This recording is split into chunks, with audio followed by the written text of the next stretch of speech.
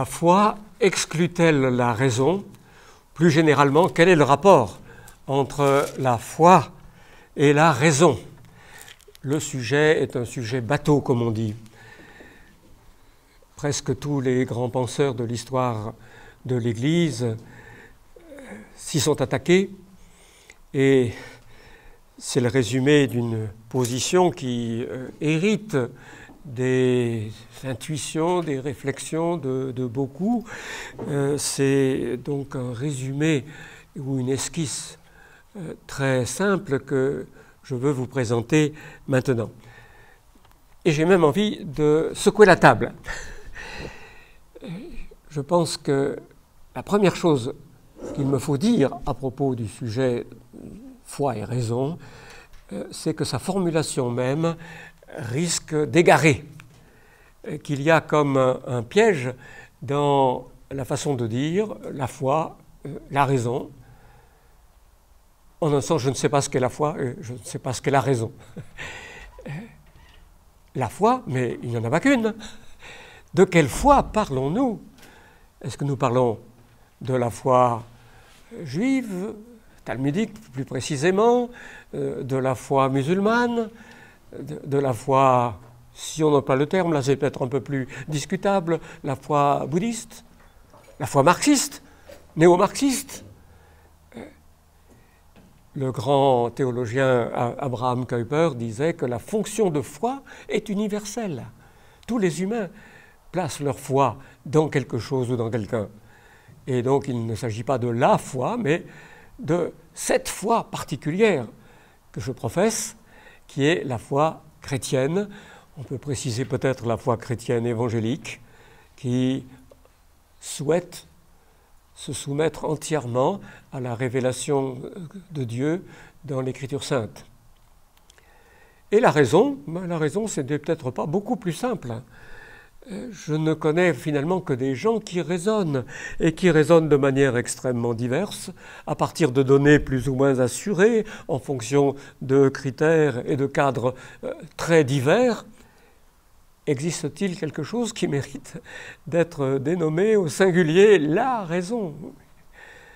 Vous voyez dans quel sens je dis que le problème posé sous la forme la foi et la raison est peut-être déjà quelque peu truqué pour certains de ceux qui l'abordent. La foi chrétienne, c'est la foi qui répond à la parole par laquelle Dieu se révèle et nous communique sa volonté. La foi, dit l'apôtre Paul, vient de ce qu'on entend, et il parle de la foi chrétienne, bien évidemment, vient de ce qu'on entend, c'est ce qu'on entend du message, de la parole de Dieu. C'est au chapitre 10 de l'Épître aux Romains qu'il pose cette quasi-définition de la foi. La foi comprend plusieurs éléments qu'on a analysés classiquement. Puisqu'il s'agit de la parole, il y a un contenu à comprendre, il y a une certaine adhésion à apporter à la parole et à son contenu qu'on a reçu. Est-ce que je suis vraiment d'accord? C'est ce qu'on appelle classiquement l'assentiment. Et puis, il y a alors au-delà, et c'est un des points que la Réforme a souligné, la projection de soi, l'élan de confiance, la foi comme abdication de la volonté propre, de la prétention à être le capitaine de son propre navire, pour tout remettre au Seigneur, pour devenir d'abord et toujours son disciple. La foi, c'est donc cet ensemble d'adhésion à une vérité objective et de projection très subjective de soi vers la personne même du Seigneur Jésus. Et quant à la raison, alors j'essaierai de cerner ce que le mot peut quand même évoquer pour nous de la manière suivante. La raison, c'est une activité de l'homme intérieur, de l'âme-esprit que Dieu nous a accordée, qui plus spécialement ordonne ce que nous éprouvons de manière d'abord confuse qui à la fois distingue et unifie les éléments. L'ordre a cette fonction de ramener sous une certaine unité un multiple qui autrement nous déboussolerait totalement, ou on peut dire aussi qui a pour fonction de montrer dans la totalité une quelles sont les différences à bien reconnaître et observer. Alors la raison a été à l'œuvre dans les sciences expérimentales, après un grand essor dans les mathématiques, c'est un peu l'histoire de notre modernité. La raison semble fonctionner comme en roue libre en mathématiques, bien que la question d'un rapport au réel en dehors de l'esprit ne soit pas si simple à régler. Il peut y avoir quand même là une relation au moins indirecte. Mais les mathématiques ont l'air de développer le rationnel de manière tout à fait libre, mais elles s'appliquent dans les sciences expérimentales, en particulier les sciences dures, avec un succès très impressionnant. Je pense que c'est un fait de civilisation incontournable et tout à fait majeur que le succès de la raison de type instrumental que la modernité a mis en œuvre, avec comme conséquence le changement de la face du monde. On ne peut plus concrètement.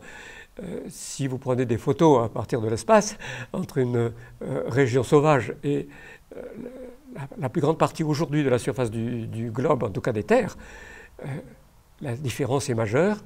Et il s'agit d'un effet de cette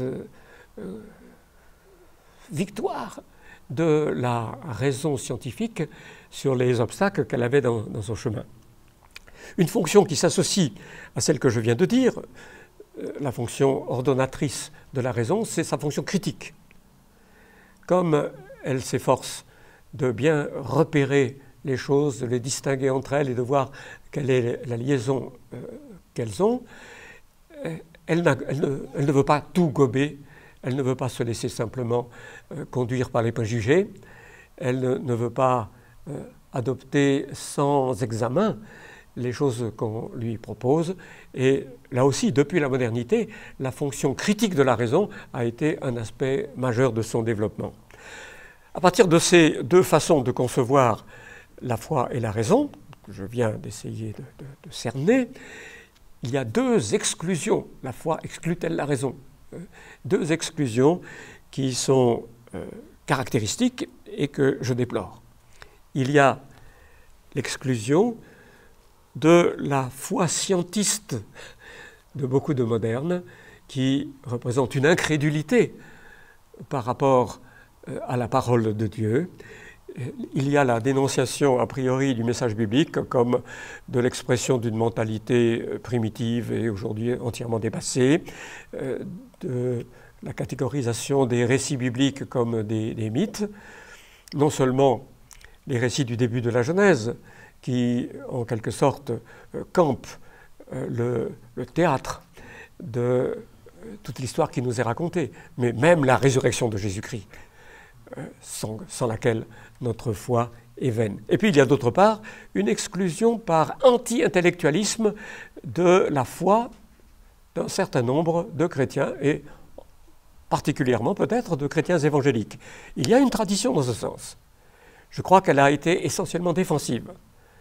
À cause même des succès de la raison qui semblait pouvoir fonctionner par elle-même et ne pas avoir besoin d'aucune façon de la révélation biblique, les chrétiens se sentant menacés par la fonction critique de la raison moderne ont cru plus habiles de dire la raison ne touche pas les questions qui nous importent.